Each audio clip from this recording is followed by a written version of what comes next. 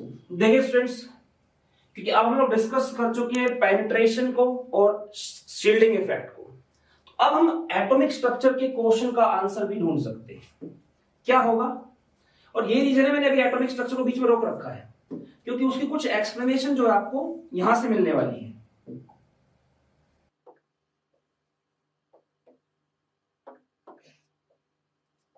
ठीक है, ये आपका एनर्जी लेवल लिखा रहेगा यहां पे, एनर्जी,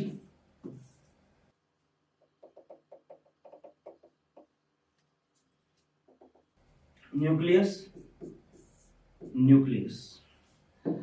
तो देखिए यहां पे मैं बात करूंगा हाइड्रोजन, या कह दो हीलियम आयन, या कह दीजिए आप लिथियम आयन, या बेरिलियम आयन।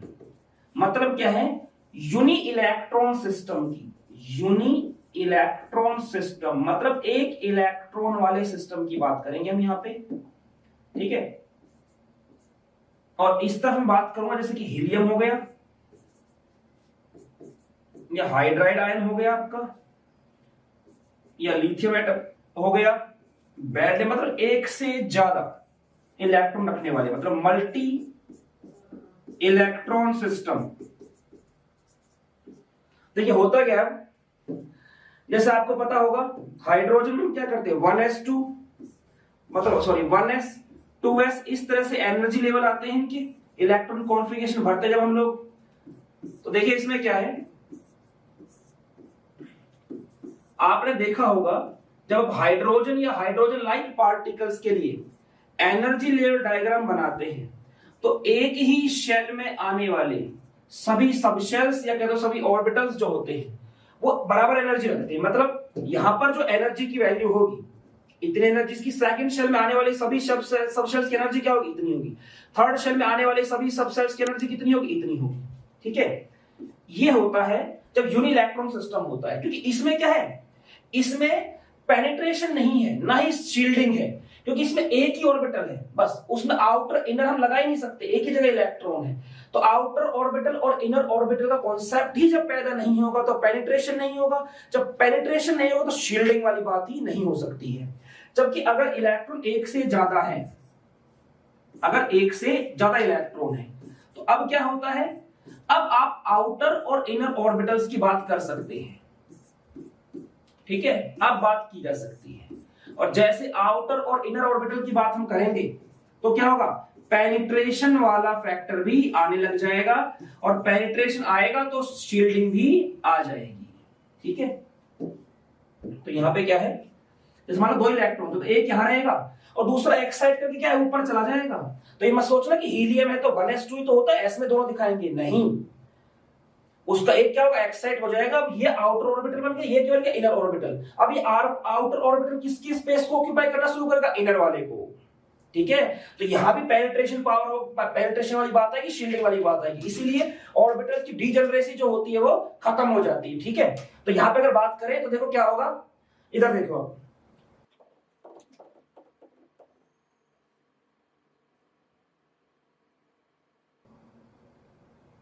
ठीक है, ये हो गया आपका। तो इनकी डीजनरेसी स्प्लिट कर जाते। तो अगर कोई आपसे पूछ ले कि ये बताइए कि हाइड्रोजन या हाइड्रोजन लाइक पार्टिकल्स, मान लो लिथियम आयन की बात कर दी है, लिथियम आयन के केस में कोई पूछे थर्ड एनर्जी लेवल में कितने डीजनरेट ऑर्बिटल हैं, तो देखो जी, 1 first energy level, second energy level, third energy level, कितने डीजनरेट ऑर्बिटल है, 5 और 3 8 और 1 9, कितने, 9 डीजनरेट ऑर्बिटल्स। डीजनरेट ऑर्बिटल्स मतलब जिनकी एनर्जी क्या हो, बराबर हो। अब यही क्वेश्चन है इसके अंदर कि लिथियम एटम की थर्ड एनर्जी लेवल में कितने डीजनरेट ऑर्बिटल है, ये फर्स्ट एनर्जी लेवल, ये सेकंड एनर्जी लेवल, और ये आपका थर्ड एनर्जी लेवल। तो कितने हैं, 3 डीजनरेट ऑर्बिटल हैं।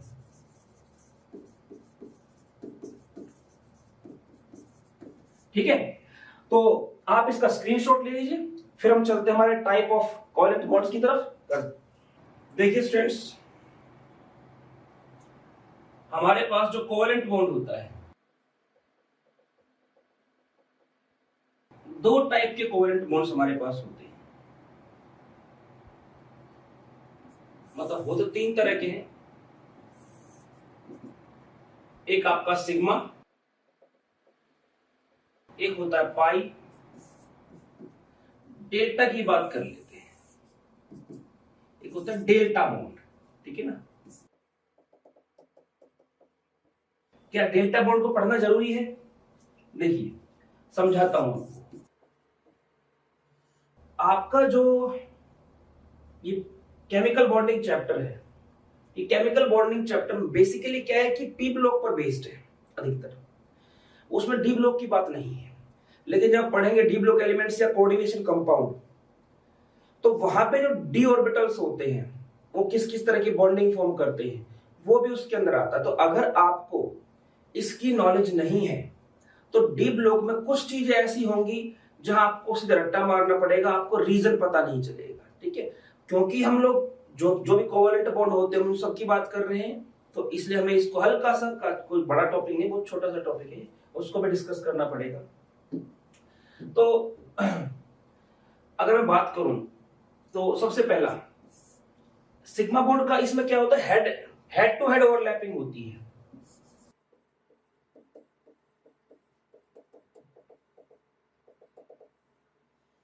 इसमें क्या होती है, साइड में ओवरलैपिंग होती है।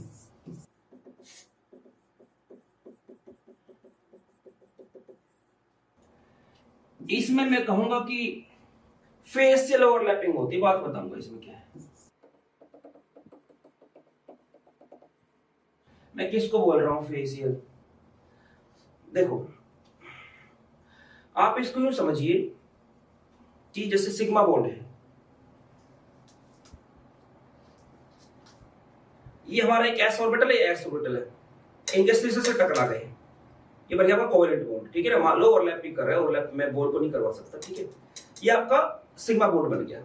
ऐसा और क्या हो सकता है, ये मान लो पी ऑर्बिटल होता है ना, दो लूप पे पी ऑर्बिटल है, सिग्मा से ऐसे टकरा गया, सिरकेबल। सिरकेबल मतलब क्या था, इंटर न्यूक्लियर एक्सिस, मतलब जो एक्सिस है ना, वो जो हमारे ऑर्बिटल्स टकरा रहे हैं उनके न्यूक्लियस के सेंटर से कॉमन एक्सिस जाना चाहिए। अगर मैं ऐसे एक्स एक्सिस खींच दूं, उस पे लगाऊं, देखो इसका सेंटर तो यहां पे होगा इन दोनों के बीच में, और इसका सेंटर इसके बीच में, तो यहां पे क्या हो गया आपका इंटर न्यूक्लियर एक्सिस के अलोंग हेड में ओवरलैपिंग हो गई। अब मान लो मैं एक्सिस को वाई एक्सिस पे लेके जाता ऐसे, तो इसके न्यूक्लियस तो गुजरता है ना, क्या इसके न्यूक्लियस से गुजरता वो? नहीं। तो ऐसा नहीं कि आप यहां से करवा दोगे इसको, नहीं। यहां पे क्यों नहीं होगी, यहां पे ओवरलैपिंग बहुत ही वीक होगी। यहां पे ओवरलैपिंग क्या होगी, वीक होगी, प्रॉपर ओवरलैपिंग हो नहीं पाएगी, ठीक है। जितना ये लूप्स होते हैं ना, जितना ये एक दूसरे के साथ ओवरलैप करेंगे बॉन्ड उतना स्ट्रांग होगा, बॉन्ड क्या बनेगा उतना ही स्ट्रांग बनता है। देखिए ये होता है अलोंग इंटरन्यूक्लियर एक्सिस।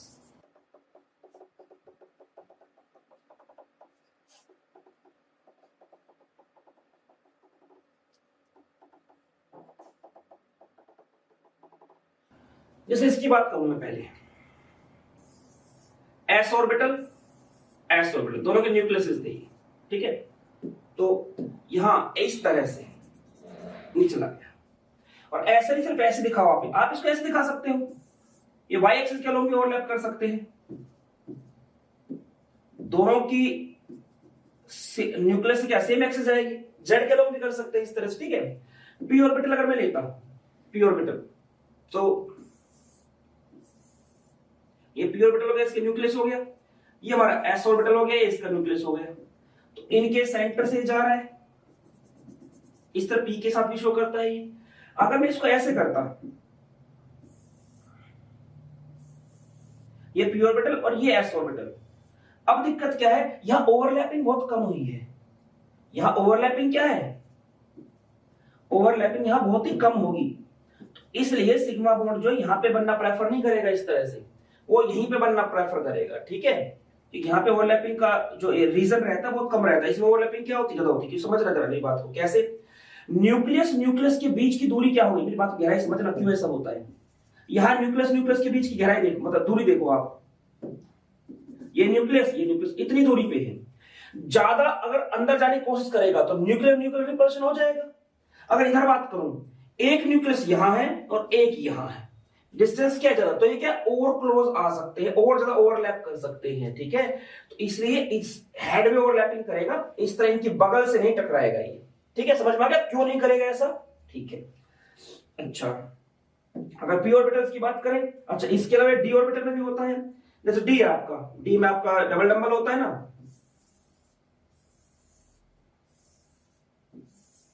अच्छा, ये आपस में ओवरलैप नहीं कर रहे हैं भाई, कभी आप सोचे आपस में ओवरलैप कर रहे हैं, ऐसा नहीं है।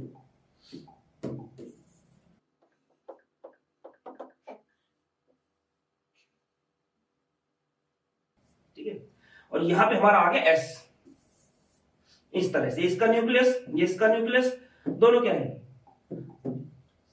इनके न्यूक्लियस सेम एक्सिस पे आ रहे हैं।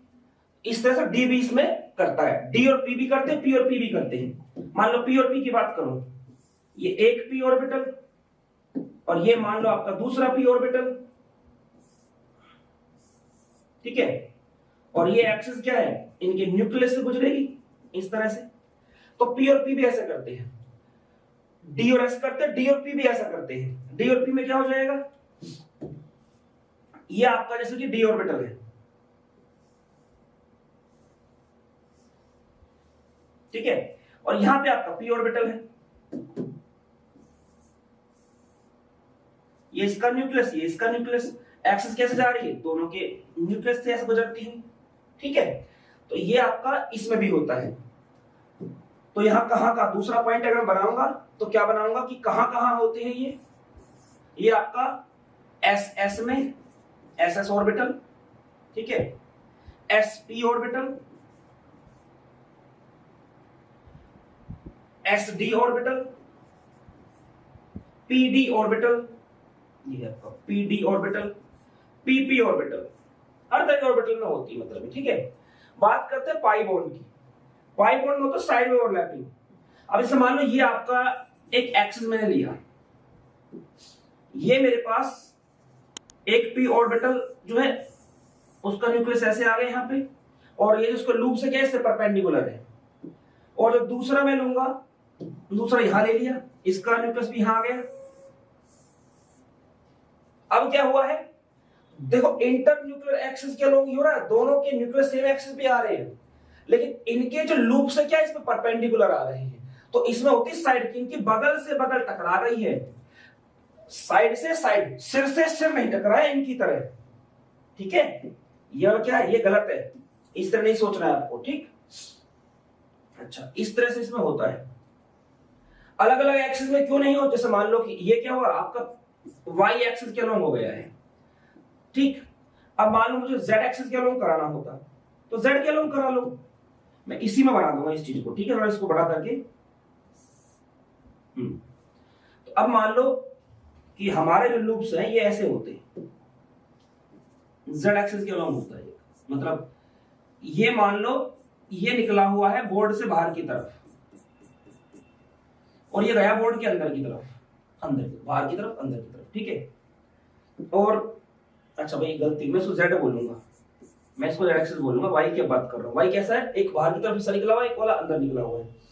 तो अब क्या होगा, तो दूसरा लूप होगा, दूसरा जो ऑर्बिटल होगा वो भी ऐसे ही होगा, उसका जो हिस्सा बाहर निकला होगा बोर्ड से, यूं यूं बाहर वाले इससे यूं टकरा रहे होंगे साइड में, अंदर वाले से अंदर की तरफ टकरा रहे होंगे, ठीक है। वाई एक्सिस पे कुछ नहीं होगा, वाई आपका ऐसा ही रहेगा, वाई पे कुछ नहीं है, तो सॉरी जेड पे कुछ नहीं है, वाई पे है। मैं बार बार थोड़ा गलत बोल रहा हूँ इस चीज को, ठीक है। एक्स एक्सिस पे चाहो तो उसको करवा लो, उसमें क्या होगा, ये आपका जेड एक्सिस हो गया, ये एक्स एक्सिस हो गया, ठीक। तो ये दोनों के न्यूक्लियस हो गए, ऐसे हो गया, दूसरे वाला ऐसे हो गया, ये ओवरलैप कर गई, बगल से बगल टकरा गई। तो इस तरह से इसमें क्या होता है, जो ऑर्बिटल्स टकराने हैं उनके न्यूक्लियस सेम मतलब सेम एक्सिस पे होने चाहिए। अब जरा इसको अगर आपको फील करने में दिक्कत आ रही हो ना, तो मैं इसको कुछ ऐसे समझाऊंगा, मेरी बात को समझना।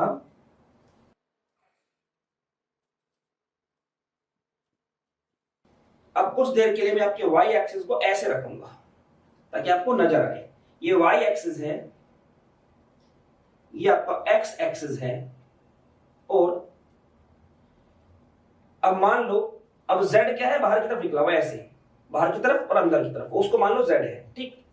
तो अब क्या हो, मान लो z एक लूप तो ऐसा होता है ना, बोर्ड आपका 2 डायमेंशनल है और चीजें 3D में होती है, तो थोड़ा सा समझने में दिक्कत आती है कई बार स्टूडेंट्स को। अब एक लूप तो ऐसा है y पे, ठीक है, और एक मैं बनाऊं z पे, ये जो z है ना, ये इस पे यूं यूं, तो समझना एक की बगल जो है ना, इसका जो वो आ रहा है, लूप आ रहा है, वो यहां आ रहा है, इसके सामने कोई होना चाहिए, जबकि z कैसा है, z में यूं। तो बताओ साइड में ओवरलैपिंग कैसे होगी, यहां से जब ये घूम के ऊपर आएगा, इसका भी लूप क्या है, एक ऊपर एक नीचे, तभी तो जाके बगल से बगल टकराएगी। बोर्ड में क्या होता है ना, इसमें समझा पाना थोड़ा दिक्कत क्यों करता है, जैसे मान लो मुझे इसमें बनाना है आपका y और z की ओवरलैपिंग दिखाऊं मैं अगर, तो इसको देखने में लगेगी जैसे हो जाएगी, कैसे, भले थोड़ी लगे, समझना आप जरा मेरी बात को। ये मैंने 3 एक्सेस बना दिए भाई, x y z, है ना, ऐसे बनाते हैं ना हम लोग। तो अब मैं ये कहूं कि एक का लूप तो आ गया आपका यहां पे ऐसे, ठीक है। अब दूसरे को ये मान के चलो कि वो आपका y पे है, इधर है, ये एक्स दूसरा बना दिया। अब मैं सोचता हूं कैसे कैसे कैसे लगेगा बच्चे को, उसको लगेगा कि ठीक है यहां से कुछ नहीं हो रहा, तो यहां से तो टकरा रहा है, ओवरलैप तो कर रहा है नहीं। आप इसको प्रैक्टिकली समझिए जरा, ये बोर्ड 2D है इसलिए गलतफहमी हो जाती है कई बार। ये आपका x एक्सिस, ठीक है, ये आपका y एक्सिस, और इधर आपका z एक्सिस ले लेते हैं, इसको आप ले लेते हैं z एक्सिस। तो ये नहीं कि थोड़ा सा भी नहीं, थोड़ा सा भी लूप आपस में ओवरलैप नहीं कर सकते, ये खाली बोर्ड में देखने में आपको लगता है, ठीक है। ये आपका z हो गया, ये एक x हो गया, और ये y हो गया। अब जरा समझना जो मैं बोला था, एक लूप आपका है इस तरह से z पे p ऑर्बिटल, और दूसरा इस तरह से y पे, ये जो क्लोज आएंगे तो इसके लूप y वाले के लूप कहां रहे, आपकी तरफ और पीछे की तरफ, इसके कहां रहे, ऊपर और नीचे। तो इधर देखने में लगता है ओवरलैप हुआ, वास्तव में ओवरलैप नहीं हुआ है, ठीक है। तो ऐसी ओवरलैपिंग पॉसिबल नहीं है, बोर्ड 2D होता है, इसमें गहराई में दिखा नहीं सकती, इसलिए आपको ऐसा लगता है, ठीक। अच्छा, तो ये किसमें होता है, p ऑर्बिटल में, सिर्फ p में ही होते हैं, नहीं d में भी होते हैं। d में कैसे होते हैं, d में कैसे होते हैं वो देखिए, जैसे हमारे पास, मेरे को ये वाला स्पेस लेना पड़ेगा इसका, ठीक है। तो ये आपका d ऑर्बिटल की मैं बात करूंगा, तो जैसे उसमें डबल नंबर होता है ना, ये न्यूक्लियस मान लिए दोनों के, ये उनके चार ऑर्बिटल बन गए, और ये क्या होगा, दूसरे वाले का बन जाएगा 4 ऑर्बिटल। कलर नहीं आया अलग, ये देखिए, ये ओवरलैप कर जाएंगे, ठीक है। इस तरह dd में भी होता है, ये क्या dd में dp में होता, dp में भी होगा। dp में कैसे होगा, ये आपका d ऑर्बिटल हो गया, और ये आपका p ऑर्बिटल हो गया। इस तरह इनकी भी साइड में साइड साइड टकरा सकती है, मतलब ओवरलैप कर सकती है। तो ये जो पाई बॉन्ड होते हैं किस किस में होते हैं, एस में नहीं हो सकता, एस में नहीं हो सकता, उसकी साइड ही नहीं होती, 2 इस तरह दूर लोग उसमें होता ही नहीं है। एस सिर्फ आपका हेड में ओवरलैपिंग करता है और कोई नहीं करता है वहां। तो इसमें क्या हुआ, ये कौन कौन बनाएंगे इसको पीपी बना सकते हैं, पीडी बना सकते हैं, डीडी बना सकते हैं। मोस्टली क्या डीडी में इसकी बात करते नहीं है, क्योंकि ये बहुत ही वीक ओवरलैपिंग करते हैं। बताऊंगा ऐसा क्यों होता है, इसके पीछे रीजन बताऊंगा। पर क्या ध्यान रखना है, पीपी को क्या होगा, पीएक्स पीएक्स, या पीवाई पीवाई, या पीजेड पीजेड, इस तरह सेम ऑर्बिटल हो, मतलब सेम एक्सिस पे होना चाहिए वो आपका, ठीक है। अब ये डीपी करेगा तो D X square minus Y square, चलो इसमें तो होगा, इसमें तो क्या है, जैसे मान लो मैं इसको भी समझाता हूं आपको। पहले आप इसका एक बार स्क्रीनशॉट ले लो, इसका स्क्रीनशॉट ले लो आप लोग। देखो स्टूडेंट, अब थोड़ा ध्यान देना मेरी बात पे, कि जब मैं बात करूंगा डी और पी की, देखो मेरे पास मान लो डी वाई जेड की बात कर रहा हूं, ये वाई है जेड है, तो उसके लूप क्या बनते हैं, वाई और जेड के बीच बनते हैं, ऐसे बनेगा, देखो ऐसे, और इधर बनेगा। अब अगर मेरा पी ऑर्बिटल एक्स पे, पी क्या हो मेरा एक्स पे यूं, वो इसके साथ ओवरलैप नहीं कर सकता, उसके लूप कहां आ रहे, इस पे आ रहे हैं, ठीक है, मान लो इधर से भी आ रहा है तो उसके लूप तो आ रहे हैं नीचे की तरफ यूं, और मेरा ऑर्बिटल कहां है, मेरा ऑर्बिटल इन दोनों के बीच में। तो कहने का मतलब क्या है मेरा, कि या तो आपका मतलब देखो, हाँ ये किस तरह से है, ये आपका ऊपर की तरफ है और इधर की तरफ है यूं, और एक लूप यूं नीचे, ठीक है। तो अगर पी वाई आएगा या पी जेड आएगा, समझे मेरी बात को, पी वाई इधर से आ रहा है, मान लो इधर से आ रहा है आपका ऑर्बिटल, तो समझ रहे मेरी बात को, एक लूप उस देखो दो लूप है ना यूं, तो जो वाई एक्सिस वाला होगा ना, ये वाला, ये जो इसके वाई के करीब होगा, ये वाला और ये वाला, ये जो पी और ये पूरा पूरा एक्सिस के ऊपर है, वो एक्सिस के बीच में है, तो जब ये क्लोज जाएंगे ना एक दूसरे के, वहां पे ओवरलैपिंग तो होगी, हल्की ओवरलैपिंग होगी। कैसी होगी, हल्की ओवरलैपिंग होगी, ठीक है, क्योंकि ये तो पूरी तरह से एक्सिस के ऊपर है, और वो क्या है, वो आपका एक्सिस पे पूरी तरह नहीं है, एक्सिस को सिर्फ हल्का सा क्या टच भी क्या हल्का सा उससे ऊपर ही रहता है। तो यहाँ पे एक तो उसका एक तरफ तो क्या होगा, ऊपर वाला हिस्सा टकरा रहा होगा पी एक्स से, और एक तरफ क्या होगा, नीचे वाला हिस्सा टकरा रहा होगा, समझो जरा भाई, वो ऐसे ना, ये वाला, ठीक है, इसके पहले कौन सा बनेगा, ये वाला, इसके कारण क्या है, वाई वाला हिस्सा आया, वाई कैरेक्टर आया, और इस मतलब, और इसके कारण क्या आया, एक्स के करीब आ रहा है, सॉरी जेड के करीब आ रहा, तो क्या आएगा, जेड वाला आएगा, समझे। तो जब पी वाई ऐसे आएगा यूं सामने से यूं लेटा हुआ, तो वो तो एक्सिस के बिल्कुल ऊपर चाहता है ओवरलैपिंग, लेकिन उसमें इसमें ऑर्बिटल का एक हल्का सा ऊपर एक हल्का सा नहीं, तो ओवरलैपिंग तो होगी लेकिन थोड़ी वीक होगी, ठीक है। ऐसा जो जेड से आएगा, जो यूं आएगा यूं यूं यूं, अब इसमें क्या एक ऑर्बिटल इसके करीब है लेकिन थोड़ा साइड में है, दूसरा क्या है वो भी जेड की तरफ लेकिन थोड़ा सा साइड में है, तो ओवरलैपिंग तो होगी उनके, ये क्या है, ये बिल्कुल एक्सिस के ऊपर ही आएंगे, ये थोड़ा सा क्या होगा, ये हल्की ओवरलैपिंग होगी इसमें, ठीक, थोड़ा सा वीक ओवरलैपिंग होगी। वीक के पीछे सिर्फ यही नहीं कि एक्सिस एक रीजन है, दूसरा भी रीजन है, वो भी मैं आपको बताऊंगा। हाँ, लेकिन अगर मान लो आपका जो ऑर्बिटल है वो आ रहा हो एक्स के अलोंग, तब नहीं बनेगी बात, वो ऐसे आ रहा है, ऐसे ऐसे, उसका एक लूप इस तरफ है, एक लूप इस तरफ है, तो जो हिस्सा वाई का यहां आ रहा है, वाई का, उसके साथ वो हल्का सा टकरा जाएगा, ठीक है, हल्का सा, लेकिन इधर क्या है, इधर तो कुछ नहीं है ना, मतलब इसमें क्या है, इसमें हल्का सा भी क्या मानूं, वो एक्सिस अलग है, वो इस तरह से ओवरलैपिंग कर रहा है, मतलब वो पाई बॉन्ड नहीं बना सकता। मान लो इधर ही रुक गया, इधर ही ओवरलैपिंग कर दी उसने, हल्के से हिस्से इधर ही कर दी, तो दूसरा हिस्सा कहां ओवरलैप करेगा, वो तो इस तरफ है, इस वाले क्वाड्रेंट में है, तो जा ही नहीं सकता उस तरफ, ठीक है। तो ध्यान रखना, अगर पी वाई जेड की बात कर रहे हैं, सॉरी डी एक्स वाई की बात करूं, तो या तो आपका पी एक्स पे होना चाहिए या वाई पे होना चाहिए, अगर डी जेड एक्स की बात है तो आपका पी या तो एक्स होना चाहिए या पी आपका जेड होना चाहिए, वो हल्की सी ओवरलैपिंग करेंगे, ठीक है, ठीक है जी। डी जेड नहीं, डी जेड स्क्वायर नहीं कर सकता इस चीज को, डी जेड स्क्वायर क्यों नहीं कर सकता उस बात को समझो भाई, डी जेड स्क्वायर होता है ऐसा, और ये होगा इसकी चक्री, ठीक है, इस तरह से। अब जो पी है, पी इसके करीब जा ही नहीं सकता, ये बीच में आ गया, इसके न्यूक्लियस के सामने क्या आ रहा है, ये हिस्सा आ रहा है इसका, तो इसमें ध्यान रखना, जो डी जेड स्क्वायर होता है वो ऐसा डी ऑर्बिटल होता है जो कि आपका पाई बॉन्ड फॉर्म नहीं करता है, ठीक है। अच्छा, एफ वाले में भी होती है, अच्छा डीपी जो मैं कह रहा था कि कम होती, कम क्यों होती, बात को समझना जरा। सबसे पहली बात तो क्या होता है, डी ऑर्बिटल होता है साइज में बड़ा, बहुत गहरी बात बता रहा हूं मैं आपको, इसके बेस पे आपके ऑर्गेनिक में बहुत सारे क्वेश्चन के आंसर मिलेंगे, जहां पे रेजोनेंस आएगा, रेजोनेंस पूरा इसी पे चलता है, रेजोनेंस पूरा इसी पे चलता है, ठीक है ना, उसमें पाई बॉन्ड ही तो होता है सारा का सारा वो, तो ये मेरा डी ऑर्बिटल है, ठीक है। इसको यूं ना लगा के थोड़ा सा मैं ऐसे लेके चलता हूं कि आप समझ सके बेटर तरीके से, तो देखिए ये है मेरे पास डी ऑर्बिटल, ठीक है। अब ये जो डी ऑर्बिटल है, अब पी क्या होता है, पी तो उससे छोटा होता है, अब आया पी ऑर्बिटल यहां इसी इंटरन्यूक्लियर एक्सिस के अलोंग, यहां पे वो छोटा होता है, तो अब क्या होगा, ये ओवरलैपिंग तो हुई है पर ये प्रॉपर ओवरलैपिंग नहीं हुई है, क्योंकि एक में इलेक्ट्रॉन डेंसिटी है ज्यादा, इसके इतने छोटे से हिस्से के अंदर ही 50 डॉट है, और यहां भी क्या है, यहां भी 50 डॉट है, तो 50-50 टोटल 100 हो गए।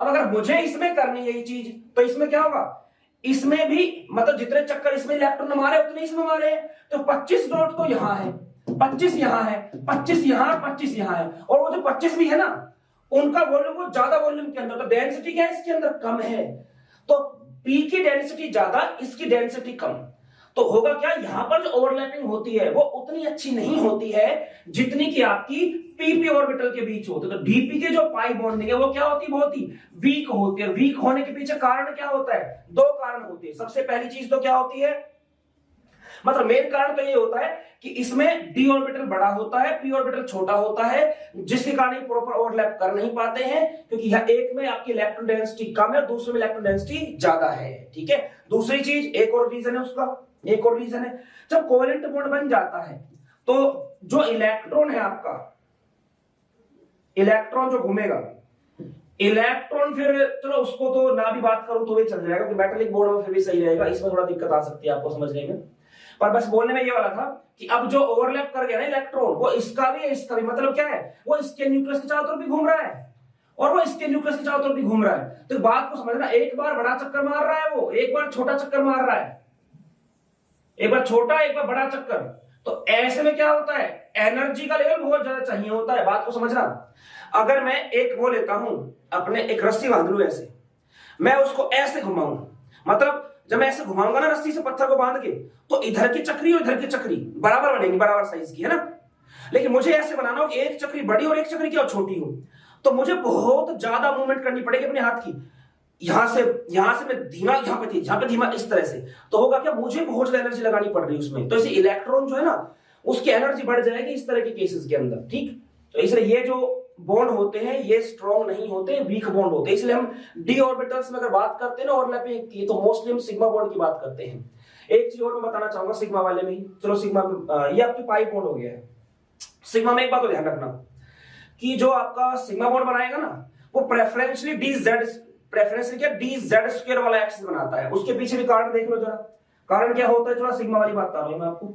चलो इसको या फिर ऐसा कर लेंगे, अभी जो हम कर रहे हैं इसमें उधर ही बात करूंगा, चलो रुक जाओ थोड़ा सा। अब मैं डेल्टा बॉन्ड की बात करता हूं। पहले डेल्टा बॉन्ड कैसा होता है, उसे बनाएंगे डी ऑर्बिटल बनाएगा उसको। डी कैसे बनाएगा देखो समझना। अब इसमें थोड़ा सा आपको इमेजिन करनी पड़ेगी चीज बहुत ज्यादा। ये आपका इस तरह से एक डी ऑर्बिटल है, ऐसे और ऐसे, ठीक है। इसको ऐसे नहीं, ये भी नहीं आएगा, फिर नहीं आएगा। मैं दो तरह से बनाने की कोशिश करूंगा जिस तरह से आप बेटर समझ सके, ठीक है। ये मेरा डी ऑर्बिटल है, ये ऐसे ओवरलैप नहीं करते भाई, ठीक है ना, ये मत सोचो ओवरलैपिंग। अब क्या हो, ये जो इसका एक्सेस है मैंने एक सीख ली, इसके अंदर डाल दी, कुछ हिस्सा अंदर गया कुछ बाहर गया। अब यहां भी क्या, बिल्कुल इसी एक्सेस, मान लो ये D X square Y square है, ये क्या आपका D X square Y square, ये आपका जेड एक्सेस है। तो जेड एक्सेस क्या लोग आएगा और कौन सा आएगा, उसका भी D X square D Y square. अब जब ये ऐसे आएगा तो इसके ये जो है इसके सामने उसका जो हिस्सा आएगा ऐसे, तो उसमें चार लूप जो होते हैं, चारों की ओवरलैपिंग होती है। क्या होते हैं, चारों लूप जो होते हैं उसकी ओवरलैपिंग होती है। तो इसमें बगल नहीं, मुंह से मुंह टकरा रहा होता है बिल्कुल इसका, ठीक है, ये चीज है। तो ऐसा होता, अगर मान लो आपको इसको समझने में दिक्कत आई है तो हम कुछ इस तरह से बनाने की कोशिश करते हैं इसको, ठीक है। और ये वाला जो है, मान लिया ये हिस्सा बाहर की तरफ है, ये वाला अंदर की तरफ है, ठीक, यूं जा रहा है ये। इसको एक्सिस के नाम देके देख लेते हैं एक बार। जैसे यूं मान लो फिलहाल के लिए, इसको मान लो आप वाई एक्सिस को मान लो एक्स एक्सिस, और ये मान लो आप जेड एक्सिस, ठीक है। अब जेड से ही क्या है, एक दूसरा आ रहा है ऑर्बिटल, वो भी कौन सा आपका P X square minus Y square वाला ही है, उसका भी सेम टू सेम यही हिसाब किताब है। ये हिस्सा बाहर की तरफ, ये अंदर की तरफ। तो देखो जो हिस्सा बाहर की तरफ है, बाहर की तरफ है जो हिस्सा, ये दोनों बाहर वाले क्या होंगे, दोनों के फेस आपस में टकराएंगे यूं, अंदर वाला हिस्सा अंदर टकरा रहा होगा, और ये दोनों क्या है, ऐसे एक्स एक्सिस पे टकरा रहे होंगे, ठीक है। या इसको यूं समझो आप, मैं अगर और सही तरीके से अपनी बात को समझाने की कोशिश करूं तो, ये बॉल है हमारे पास, देखो ये चार बॉल आपको दिख रही हैं ऐसे, ठीक है, ये चार बॉल है। बिल्कुल ऐसे इसके ऊपर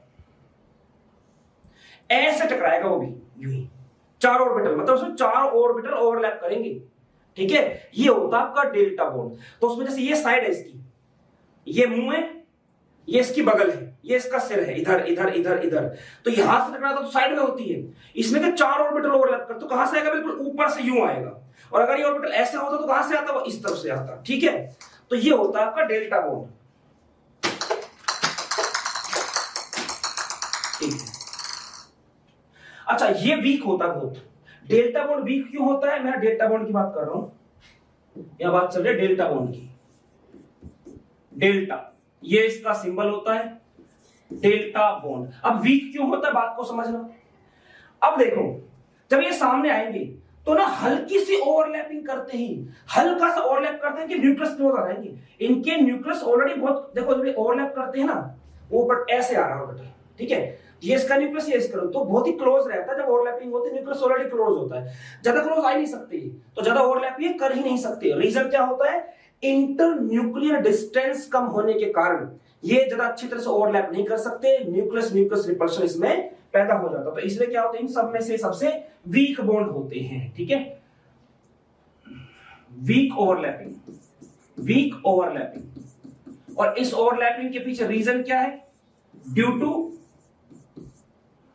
less inter nuclear distance at the time of overlapping.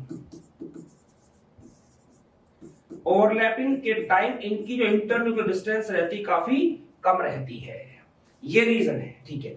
इसमें ज्यादा मुझे और बताना नहीं है, जब इसकी जरूरत पड़ेगी कोऑर्डिनेशन में वहीं अच्छी तरह डिस्कस करेंगे। थोड़ा सा डी ऑर्बिटल में इसके बारे में बात बताऊंगा, बाकी हमारी गाड़ी पी और सिग्मा और पाई पे चलती रहेगी।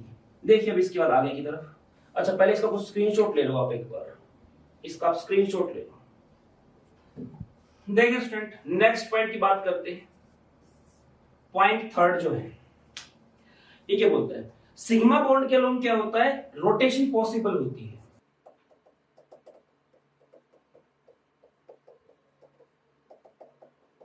मतलब टूटेगा नहीं रोटेट करने के बाद भी। इस बात को समझाता हूं जरा पहले मैं। देखिए,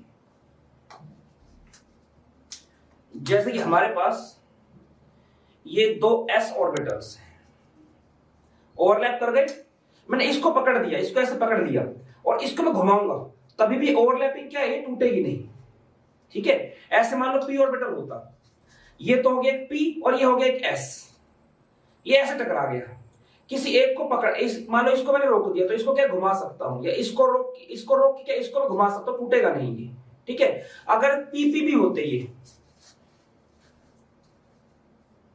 ऐसे टकरा गए, रोटेशन में तो दोनों घुमाना नहीं, एक को रोक के रखो, दूसरे को घुमाओ, घूम जाएगा, इसका बॉन्ड टूटेगा नहीं। तो ये सिग्मा बॉन्ड में पॉसिबल है।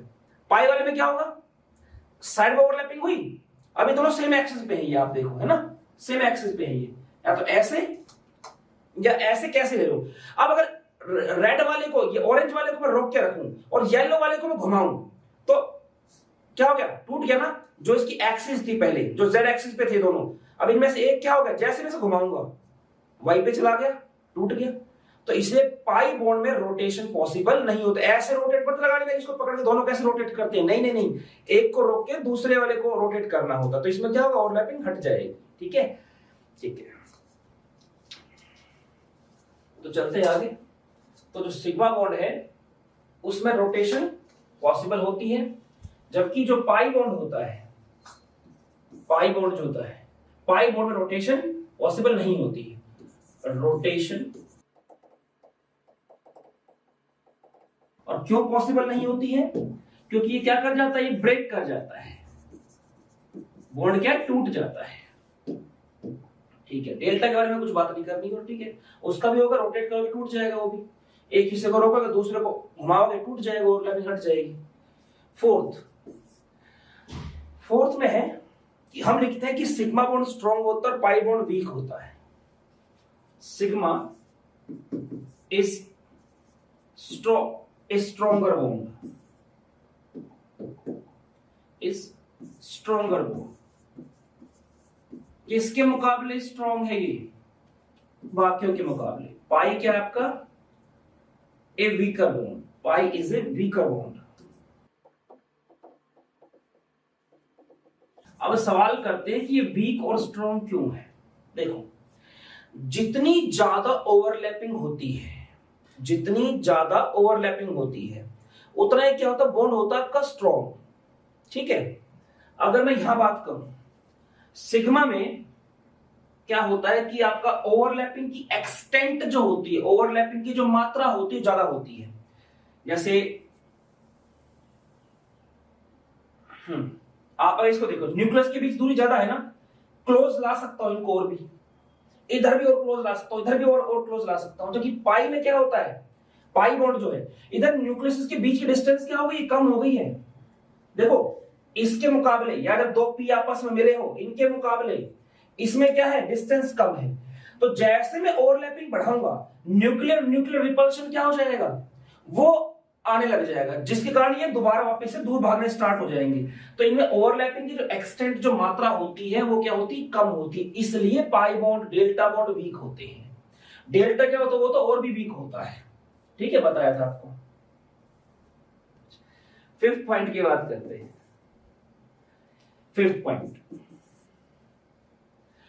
इसमें जो बॉन्डिंग और एंटी बॉन्डिंग के ऑर्बिटल होते हैं, सिग्मा वाले जो बॉन्डिंग वाले होंगे उनको दिखाया जाएगा सिग्मा पाई ऐसे, ठीक है। और जो एंटी बॉन्डिंग होंगे उसको कैसे दिखाते हैं, सिग्मा स्टार पाई स्टार। वो तो दोनों में सेम बात रहेगी, इसमें कोई फर्क नहीं, दोनों में सेम रहेगी। जो एंटी बॉन्डिंग वाला हिस्सा होता है उसमें क्या दिखाते हैं, स्टार लगा देते हैं। इसके बारे में बात करेंगे मॉलिक्यूलर ऑर्बिटल थ्योरी के अंदर, काफी आगे आएगी वो, ठीक है। तो अब क्या क्या हमने डिस्कस कर लिया कि कौन सा स्ट्रॉन्ग कौन सा वीक होता है, कब होते हैं ये, किसमें रोटेशन पॉसिबल और किसमें रोटेशन पॉसिबल नहीं है।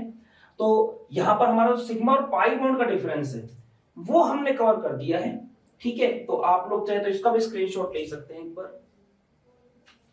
तो स्टूडेंट, आज का जो लेक्चर है इसे यहीं पर रोकते हैं। इसके आगे जो है वो हम नेक्स्ट लेक्चर में डिस्कस करेंगे। तब तक जितना हो सकता है ज्ञान बटोरते रहिए, अपने टीचर्स का सम्मान कीजिए। मिलते हैं नेक्स्ट लेक्चर में, तब तक फिजिकली, मेंटली और स्पिरिचुअली तगड़े में ध्यान दीजिए। जय हिंद।